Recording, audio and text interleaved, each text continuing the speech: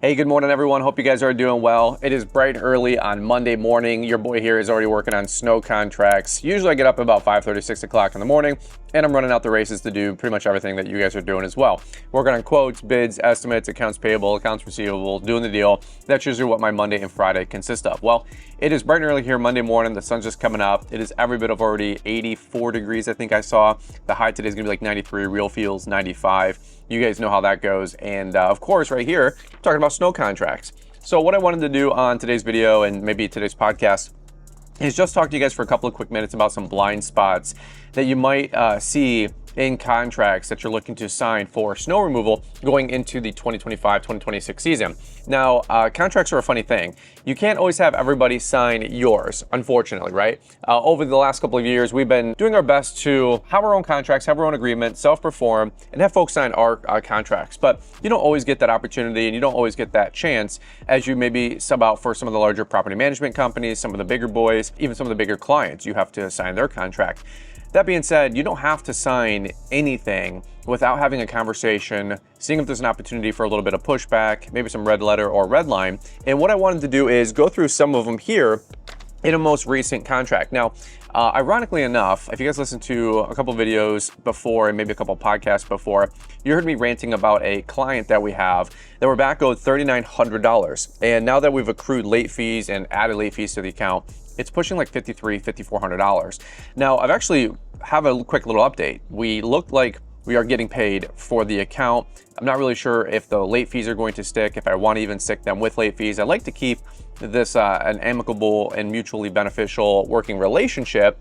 Nonetheless, these guys owed me money from, January, February, March of 2025, and we're now just getting our money here in August, okay? So that's a whole nother debate for a whole nother time. Here's the deal. What happened with this account, and I'm gonna leave names out for now, only because they're paying the bill. But locally, I've told a couple stories to a couple folks just because I know that I've referred them to a couple of folks. So I'm like, hey, just, watch your P's and Q's and check your ducks in a row, whatever the statement would be. And I said, make sure you guys read the contract a little bit more nitty gritty. And so what happened was we self-performed for this client, then a national took it over, and we performed for them for 2 seasons. Now, because it was just, buddy-buddy, handshake deals, I was familiar with the site, and I knew of the company that we were subbing out for. I thought, hey, no big deal, sign the contract, good to go. Obviously, Brian's not made it to who I am today. It was a little bit different than who I was 12 months ago, 24 months ago, 36 months ago, and maybe becoming a little bit more adept, a little bit more shrewd. And also along the way, we were able to utilize ChatGPT. Now, go figure, you guys have heard me talk quite a bit on the podcast about chat. I think it's one of the best things you could ever use. 20 bucks a month for the paid version. Well, what some folks may not realize is that take your whole contract and run it through ChatGPT. Is this legal advice? No. Is it going to be your legal counsel? No. Should you still consult with a lawyer? More than likely, yes. Okay. But what I did is I took my contract, my subcontractor agreement, and ran it through ChatGPT on this most recent contract. And ironically enough, the changes it made and the changes it suggested and the kind of like red flags that it pointed out were the exact situations that I'm dealing with are allowing me or not allowing me to get paid previously from the site that I'm having 6, 7, 8 months of carryover from and can't get paid because of some of the language that's in the contract. And I'll go through this and it'll help it make it more sense. Today's point is read your contracts, run them through ChatGPT, or if not, hire a corporate attorney or a corporate lawyer. I don't have the bankroll for that. I don't have the retainer for, $5, $10, $20,000 for a corporate attorney. So I'm going to be running a lot of my stuff through chat. And it's not really, there's most of the snow contracts that we sign, there's only 1 or 2 or 3 a year like this. And I'm sure it's the same thing for you guys, 1 or 2 like this. But when you have them, God forbid you don't get paid out on them. God forbid they have a get you gotcha clause. God forbid that you don't use their app one time and they hold out all payments. Okay. God forbid you don't show up on time one time for a service call and they say, hey, not only you're not getting paid for that, we're going to backfill you or backcharge you to have another contractor go out, which is like $1,000, and then that's going to get taken out of your funds. God forbid that they're a couple months behind payment and you decide to halt service. And then because you halted service and there was an event and you didn't perform, their contract says that even if you don't do service while money is still owed to you, now you're not entitled to any of the money owed to you, right? All these like crazy get you gotcha clauses in these contracts. And as you guys can imagine, contracts are usually written to protect who?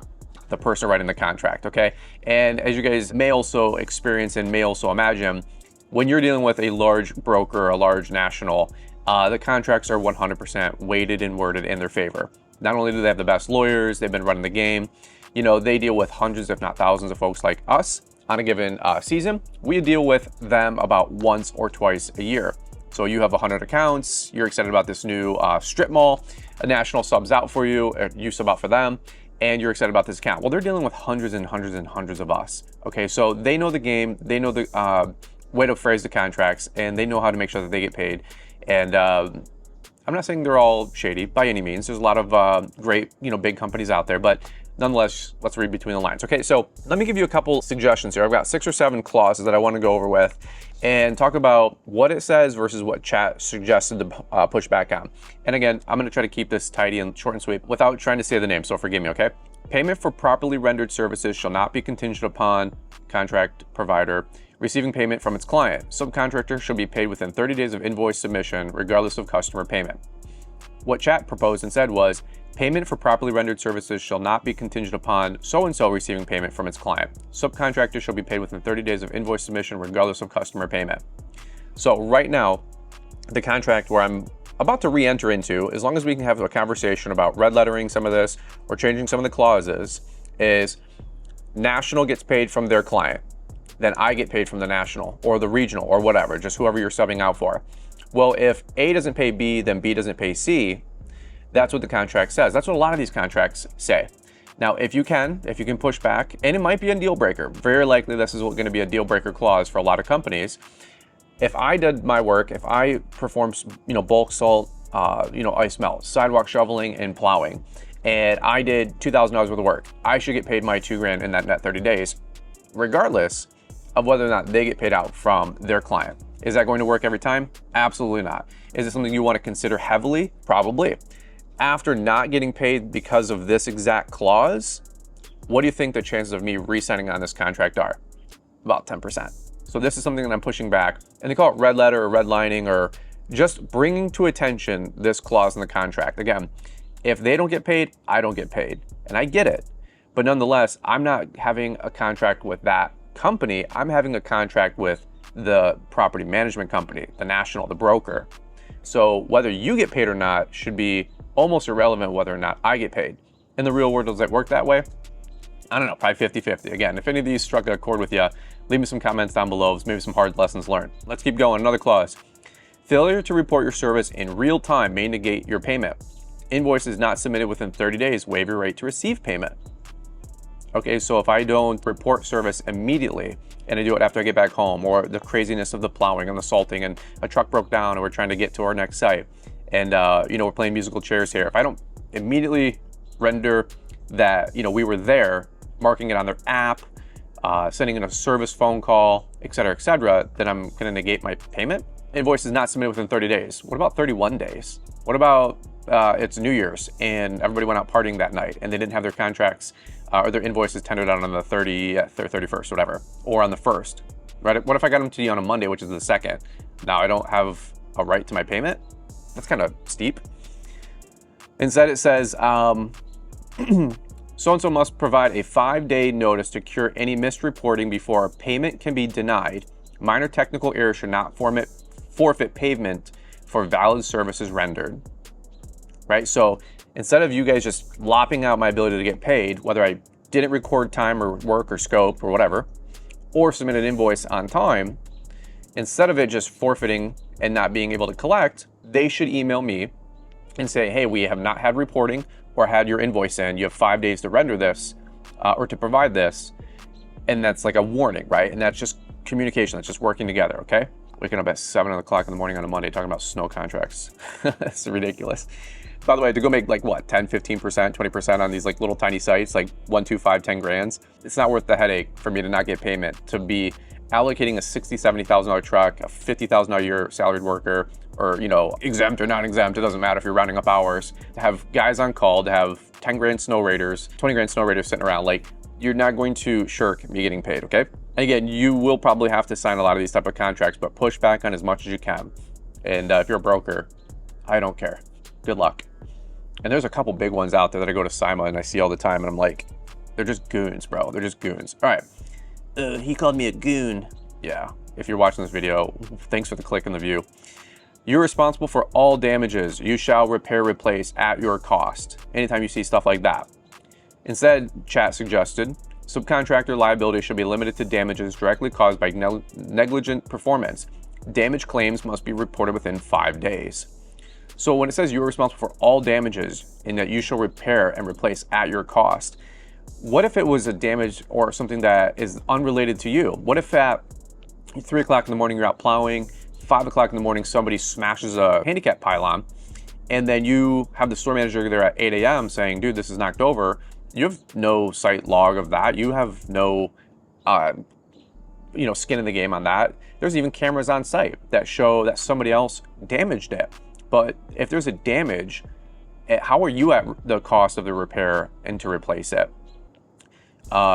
You have to be, or you should be, subcontractor's liability shall be limited to damages directly caused by negligent performance, not a smashed curb from somebody else or other damage that's on the property.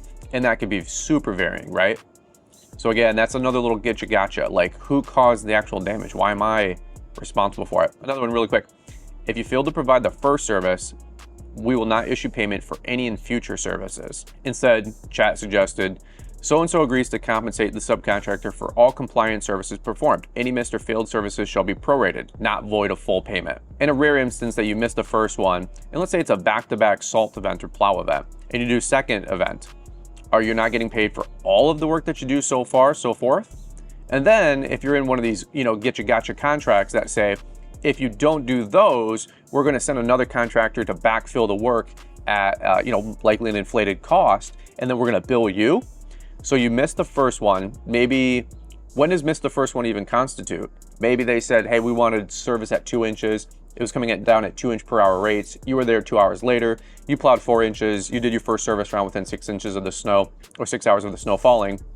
So that was actually your first run, but to them it should have been 2 runs. And then after you did a 6-inch plow and a bulk salt and a ice melt and a sidewalk shovel, now they're saying you're not getting paid not only for the first one because you didn't make the service interval because the first snowstorm happened to be a 6-inch wallop.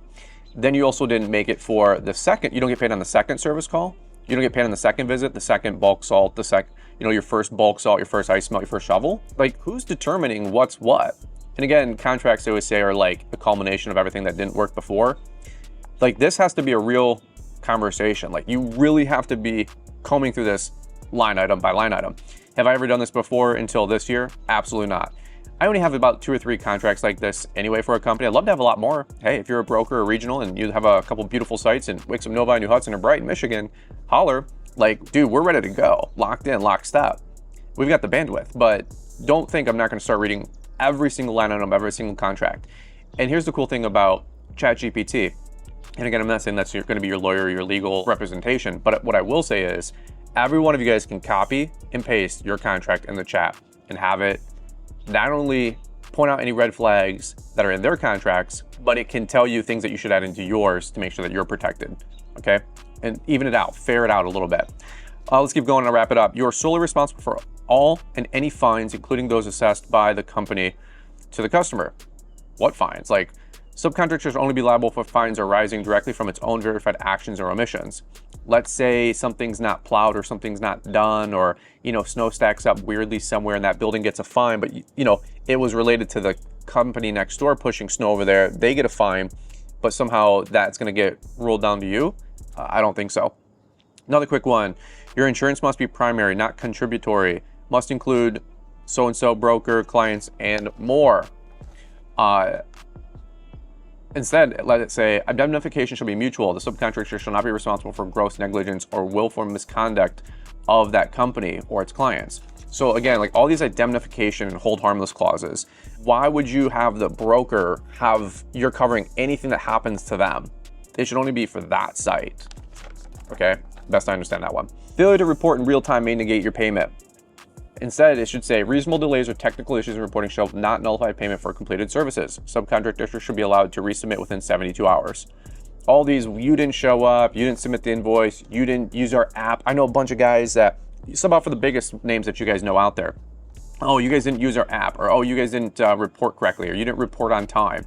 Folks, like, let's just be real. And again, I'm not trying to be mean or rude to anything or anybody out there, but they are counting on a certain amount of attrition. They're counting on a certain amount of like non-compliance. They're betting that 20% of us don't use the app. They're betting on 20% don't take real-time photos or submit invoices real time. Like that is part of their agreement. I'm not saying they're trying to screw you, but they know that somebody has ran the numbers saying we're going to do, you know, 30 million this year. We're an industry lawn and landscape top 100. And we know that, you know, we're going to just have 10 million right to the bottom line because people aren't going to report correctly and they're going to screw you. So obviously use the app and report on time. That's half of your responsibility, but it shouldn't negate the whole contract or the whole payment if you didn't follow reporting within, you know, 12 hours or an invoice within, you know, 12 hours. That's just absurd. Push back, open these up a little bit, have a discussion.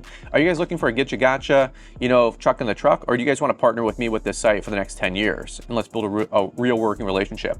Am I going to see you at Equip Expo in Sima? Are we going to be friends and, you know, drink beers, or are you just trying to screw me over so you get paid and I don't get paid? What are we doing here?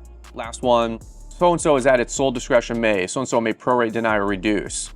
Instead, have it say, subcontract should begin a written notice of any payment reduction or the right to dispute within 10 business days.